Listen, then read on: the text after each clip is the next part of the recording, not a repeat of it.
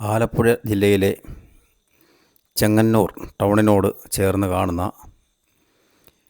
ശ്രീ മഹാദേവ ക്ഷേത്രം കേരളത്തിൽ പരശുരാമൻ പ്രതിഷ്ഠിച്ച 108 ക്ഷേത്ര പ്രതിഷ്ഠകളിൽ ഒന്നാണ് ചെങ്ങന്നൂർ ശ്രീ മഹാദേവ ക്ഷേത്രത്തിലെ പ്രതിഷ്ഠ.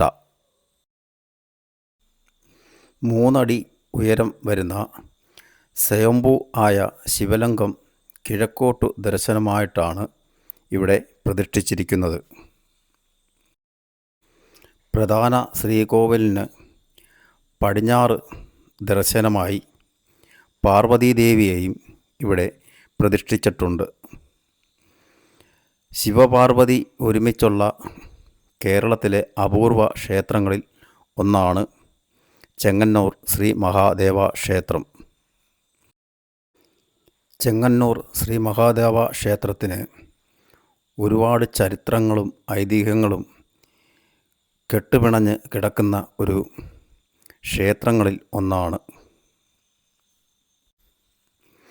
കേരളത്തിലെ 108 ശിവക്ഷേത്രങ്ങളിൽ കുംഭസംഭവ മന്ദിരം എന്ന് അറിയപ്പെടുന്നത് ചെങ്ങന്നൂർ ശ്രീ മഹാദേവ ക്ഷേത്രം ആണ്.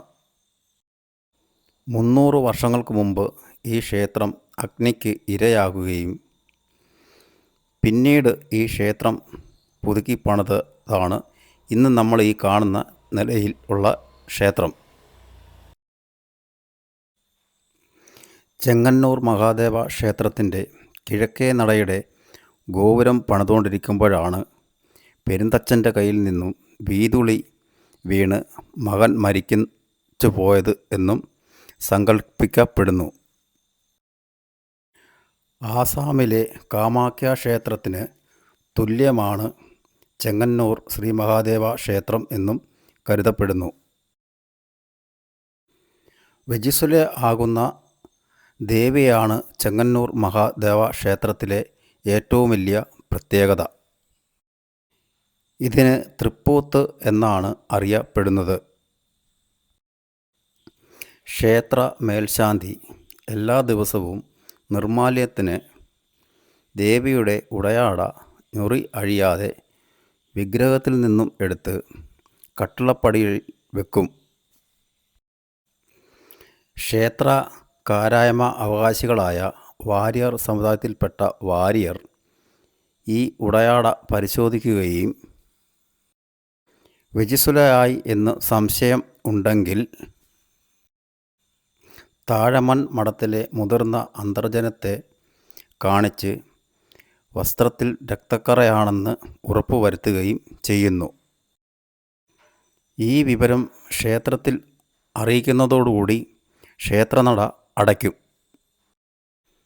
ദേവി ചൈതന്യത്തെ ശീവേലി വിഗ്രഹത്തിലേക്ക് ആവാഹിച്ചതിനു ശേഷം 4 അമ്പലത്തിൻ്റെ വടക്കു പടിഞ്ഞാറ് ഭാഗത്തുള്ള തൃപ്പൂത്തറയിലേക്ക് മാറ്റും. ദേവി തൃപ്പൂത്തായ 4 ദിവസവും തൃപ്പൂത്തറയിലായിരിക്കും പൂജകൾ നടക്കുക. ഈ ദിവസങ്ങളിൽ അഭിഷേകം ഉണ്ടായിരിക്കുന്നതല്ല. അതുപോലെ തന്നെ മൂലബിംബത്തിലും പൂജകൾ ഉണ്ടായിരിക്കുന്നതല്ല. 4-ാം ദിവസം രാവിലെയാണ് തൃപ്പൂത്തറ ആറാട്ട്. ദേവിയെ ക്ഷേത്രത്തിൽ നിന്നും ആനപ്പുറത്ത് എഴുന്നള്ളിച്ച് പമ്പാനദിയിലെ മിത്രക്കടവിലെത്തിച്ച് ആറാട്ട് നടത്തുന്നു. അതിനുശേഷം ദേവിയെ തിരിച്ച് എഴുന്നള്ളിച്ച് ക്ഷേത്രത്തിൽ എത്തിയതിനു ശേഷം ശീവേലി വിഗ്രഹത്തിൽ നിന്നും ദേവി ചൈതന്യത്തെ മൂല വിഗ്രഹത്തിലേക്ക് ആവാഹിക്കുന്നു. തൃപ്പൂത്ത് ആറാട്ടിൽ പങ്കെടുത്ത് പ്രാർത്ഥിച്ചാൽ മനസ്സിലെ ആഗ്രഹങ്ങൾ സാഫല്യം ആകും എന്നാണ് സങ്കല്പം. തൃപ്പൂത്ത് ആരംഭിച്ച് 12 ദിവസവും ഹരിദ്ര പുഷ്പാഞ്ജലി നടത്തുവാൻ ധാരാളം ഭക്തരാണ് ഈ ക്ഷേത്രത്തിൽ എത്തിച്ചേരുന്നത്. ഐതിഹ്യ കഥകളുമായി സമ്പന്നമാണ് ഈ ക്ഷേത്രം. ഇനി ഈ ക്ഷേത്രവുമായി ബന്ധപ്പെട്ട് ഒട്ടനവധി ചരിത്ര കഥകൾ ഇനിയും ഉണ്ട്.